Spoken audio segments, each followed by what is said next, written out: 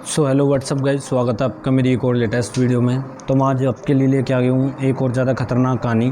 तो मैं जो आपको स्टोरी सुनाने वाला हूँ वो एक रियल स्टोरी के ऊपर बेस्ड है और वो भी अपने इंडियन आर्मी से इंस्पायर है। तो आज मैं जिसकी स्टोरी आपको बताने वाला हूँ, आपने भी इनका नाम पहले सुना होगा। मैं आज बात करने वाला हूँ हरभजन सिंह की, क्योंकि इनकी कुछ ऐसी ड्यूटी में पैरानॉर्मल एक्टिविटीज़ हुई थी जिनके कारण बहुत ज़्यादा ही इनकी जो स्टोरी थी वो बहुत ज़्यादा ही प्रचलित हो गई थी। तो मैं आज आपको इनके बारे में बताऊंगा। और कहते हैं लोग कि आज भी वो अपनी सरहद पे आज भी ड्यूटी कर रहे हैं, हरभजन सिंह। और ये बात सच भी है, क्योंकि ना उन्होंने इस चीज़ों का प्रूफ भी दिया था। और हुआ क्या था, उनकी मृत्यु हो गई थी, वो मैं आपको बताता हूँ कैसे हुई थी। तो चलो वीडियो को स्टार्ट करते हैं, मैं आपको बताता हूँ उनके साथ क्या हुआ था। तो जो अपने हरभजन सिंह थे ना, उनकी जो ज्वाइनिंग हुई थी वो 1966 में हुई थी अपनी इंडियन आर्मी में। 1968 में ना पंजाब के रेजिमेंट से सीधा सिक्किम में हो गई थी और वो वहाँ पे ड्यूटी कर रहे थे। तो सिक्किम में ड्यूटी करते समय कुछ समय बीता वहाँ पे, और जब कुछ समय के बाद जब वो ना एक ना रास्ते से गुजर रहे थे अपनी ड्यूटी करने के बाद, जो उनके रियल लाइफ में हुआ था। तो हुआ क्या था, वो ना खच्चरों को लेकर जा रहे थे, क्योंकि उन्हीं के ऊपर सामान ले जाते थे पहले आर्मी के लोग।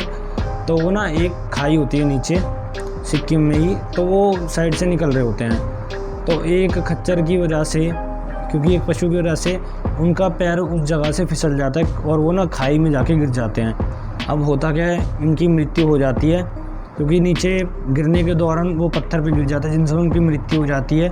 और वहाँ ना नीचे पानी का बहाव चल रहा होता है नदी में, जो उनके शरीर को बहाकर अपने साथ ले जाता है। तो यहाँ से हरभजन सिंह की कहानी स्टार्ट होती है। तो कुछ समय के बाद, एक दो दिन के बाद ही, जो उनके साथ के साथी थे ना, उनके दोस्त को ना एक सपना आता है। हरभजन सिंह खुद आते हैं उनके सपने में और उन्हें बताते हैं अपने दोस्त को कि मेरी ना जो बॉडी है वो यहाँ पे गिर गई थी और ऐसे ऐसे मेरी यहाँ पे मृत्यु हो गई थी। तो यही बात ना, जो उनका सीनियर, हरभजन सिंह का जो सीनियर कर्नल होते हैं वहाँ पे, तो यही चीज़ ना वो उन्हें बताता है उनका दोस्त जाके कि ऐसे ऐसे मेरे सपने में ना हरभजन सिंह आया था और उसने बताया था कि मेरी लाश ना ऐसे ऐसे यहाँ पे गिर गई थी इस खाई में।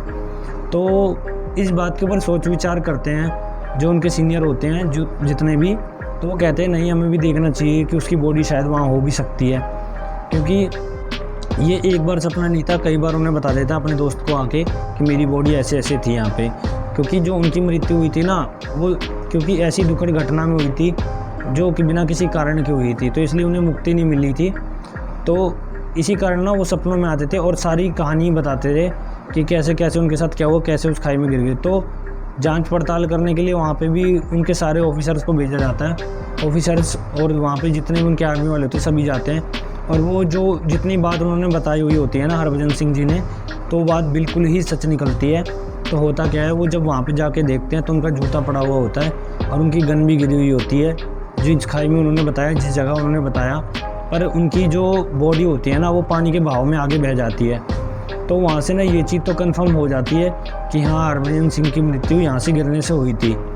अब होता क्या है, कुछ समय के बाद ये सब तो चल ही रहा था, लेकिन ना जब उनके बीच में, जैसे जो चीन था, उनसे, चीन से और इधर जो हमारे इंडियन आर्मी वाले थे वो भी पता लगा चीन के लोगों को। और जब उन्हें इस बारे में पता लगा ना, वो भी बहुत ज़्यादा इज्जत करने लग गए थे अपने हरभजन सिंह की, कि एक ऐसा सोल्जर था जो कि बहुत ज़्यादा ही अच्छा है, आज भी वफादार अपनी ड्यूटी के लिए, और मरने के बाद भी ना वो आज भी, मतलब आज भी अपनी ड्यूटी कर रहा है। तो ऐसी उनकी स्टोरी बहुत ज़्यादा ही प्रचलित होती गई।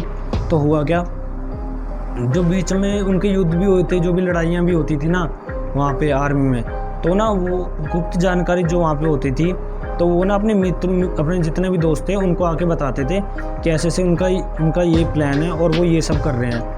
तो उनके दोस्तों को एक दिन नहीं, रोज़ ही ये सपने आते थे और वो रोज़ कुछ ना कुछ ऐसा बताते थे जो कि हकीकत में होता था। अब हुआ क्या, अब इस चीज़ से इंस्पायर होके ना उनके कर्नल वर्नल ये चीज़ समझ चुके थे कि भले ही आज हरभजन सिंह हमारे बीच में नहीं है, लेकिन उनकी जो रूह है वो आज भी हमारे साथ काम कर रही है और वो आज भी ना अपने देश के लिए आज भी मेहनत कर रही है और अपनी ड्यूटी कर रही है। तो ऐसे ही चलता रहता है। तो हरभजन सिंह की तो मृत्यु हो जाती है, लेकिन ऐसे ही ना हरभजन सिंह के लिए वहाँ पे जो वहाँ के आर्मी वाले थे, उन्होंने ऐसा कर रखा था कि भले वो इंसान नहीं थे वहाँ पे, पर उनकी जो भी ड्यूटी वो करते थे वो बिल्कुल वैसे ही फॉलो हो रही थी। उनके घर पे भी जो भी वेतन उनका बनता था और जो भी उनकी छुट्टियां होती थी आर्मी से, वो उन्हें हमेशा दी जाती थी, जैसे हर एक आर्मी वाले को दी जाती है उनके मरने के बाद भी। और आज भी उनका जो भी वेतन होता है वो उनके घर पहुंचाया जाता है बाकायदा, और घर भी जाना होता था उन्हें, तो उसके लिए भी ना आर्मी वाले टिकट करवा के देते थे, जैसे हर एक आर्मी वाले को भेजा जाता है। तो और हर एक बंदा जो उनके फ़ौज में था वो उन्हें छोड़ने के लिए आता था स्टेशन तक, जैसे वो वास्तव में ज़िंदा हो आज की लाइफ में। तो ये होता ही रहा वहाँ पे। और लोग बताते हैं कि जो भी उनके मित्र थे ना, तो जैसे ही और वो ना क्या करते थे, शाम होते थे रोज़ उनका एक ही काम था, सबसे पहले अपने दोस्त का काम करना, हरभजन सिंह का। वो क्या करते थे, हरभजन सिंह के जूते साफ़ करके और उसके कपड़े रख देते थे, इस्त्री विस्त्री करके बिल्कुल साफ़। अब होता क्या था, जब वो शाम को वो भी अपनी ड्यूटी से लौट के आते थे ना, क्योंकि हरभजन की भी ड्यूटी उनके साथ में ही होती है, तो वो आके देखते हैं ना कि हरभजन के जूतों के नीचे ना आज भी मतलब रोज़ देखते थे, रखते तो वो एकदम क्लीन थे, लेकिन जब वो आके देखते थे ना उसके जूतों के नीचे ना बर्फ़ लगी हुई होती है, जैसे वो अभी बर्फ़ में ड्यूटी करके आया हो। और उसके जो कपड़े होते हैं, जो उसके कपड़े थे वो भी मतलब ऐसे मैले होते थे जैसे सच में मतलब पूरे दिन उन्होंने कपड़े पहने हों और वो मैले हो गए हों ड्यूटी करते समय। तो ऐसे ही एक दिन नहीं, ये काफ़ी समय से चलता रहा, और वो ये ऐसी चमत्कार रोज़ देखते रहे वहाँ पे, क्योंकि जो अपने हरभजन सिंह थे उन्होंने सारी जानकारियाँ हमें दे दी थी एक हिसाब से हमारे इंडियन आर्मी वालों को, क्योंकि वो अपनी ड्यूटी कर रहे थे। और वो हर चीज़, जो भी फ्लैग मीटिंग होती थी तब क्या होता था, जो मेन कुर्सी लगाई जाती थी वो पहले अपने हरभजन सिंह के लिए भी लगाई जाती थी वहाँ पे, कि वो भी यहाँ पे आमंत्रित हो अपनी फ्लैग मीटिंग में जो अपनी होती है देश के लिए। तो वो लोग भी उनका बहुत सम्मान करते थे, और इसी सम्मान को लेकर हमारी आर्मी ने भी उनका सिक्किम में एक 14,000 फुट ऊपर शिला पर उनका एक ऐसा मंदिर बनवाया, तो आज भी देखने जाते हैं और वहाँ पे जाके माथा झुकाते हैं कि हाँ, ये हमारे सच्चे इंडियन आर्मी की पहचान है, जो मरने के बावजूद भी आज भी हमारे लिए सरहद पे लड़ रहा है। तो गाइस, कैसी लगी आपको हरभजन सिंह जी की कहानी, तो प्लीज़ हमें कमेंट बॉक्स में ज़रूर बताना। और ऐसी इंटरेस्टिंग वीडियोस देखने के लिए हमें प्लीज़ सब्सक्राइब करें और हमें सपोर्ट करें, जिससे हम और अच्छे से कंटेंट आपके लिए लेके आएँ। तो मिलते हैं आपसे नेक्स्ट वीडियो में। धन्यवाद।